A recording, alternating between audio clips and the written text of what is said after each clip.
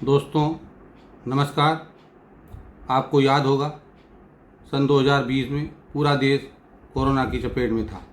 लोग डर के मारे घरों के अंदर थे। सरकार कोरोना वैक्सीन बनाने की तैयारी कर रही थी। उसी समय बाबा रामदेव की कंपनी पतंजलि के द्वारा ये घोषणा की गई कि कोरोना को उनकी दवा स्वसरी व कोरोनिल द्वारा पूर्णतः रोका जा सकता है।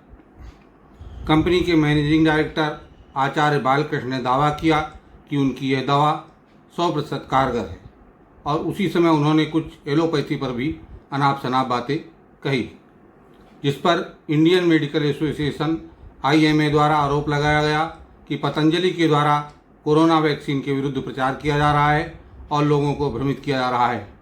इसके लिए IMA जुलाई 2023 को सुप्रीम कोर्ट गई।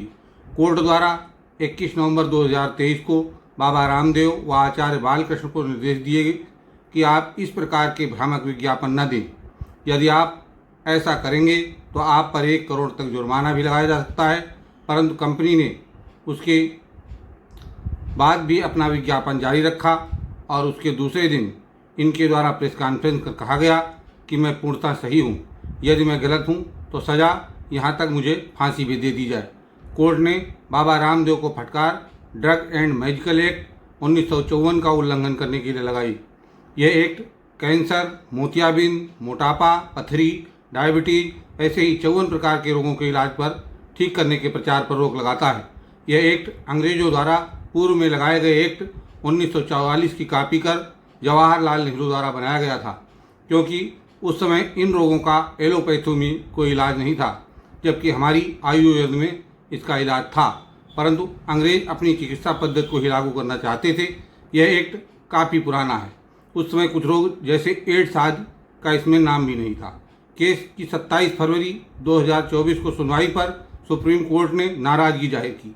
इसी केस में पुनः 2 अप्रैल को सुनवाई हुई। इस बार कंपनी के मैनेजिंग डायरेक्टर आचार्य बालकृष्ण स्वयं कोर्ट के कटघरे में खड़े होकर कोर्ट से हाथ जोड़कर माफ़ी मांगी, परंतु जस्टिस हिमा कोहली व जस्टिस अहसानुद्दीन अमानुल्लाह की कोर्ट ने कहा कि आपकी माफ़ी पर्याप्त नहीं है, क्योंकि कोर्ट में सुनवाई चल रही है और आपका मीडिया विभाग प्रचार कर रहा है। आपने नवंबर में चेतावनी के बाद भी प्रेस कॉन्फ्रेंस की। आपने देश की सबसे बड़ी अदालत की अवमानना की। आपने कोर्ट में अंडरटेकिंग देने के बाद भी कोर्ट के आदेश की अवहेलना की है। अतः आप परिणाम के लिए तैयार रहें। कोर्ट ने सरकार पर भी टिप्पणी की कि कोरोना में बिना सरकार की सह के कुछ नहीं हो सकता। सरकार का आयुष मंत्रालय यह समझाने में लोगों को विफल रहा कि आयुर्वेदिक उत्पाद अन्य दवाओं के पूरक हैं।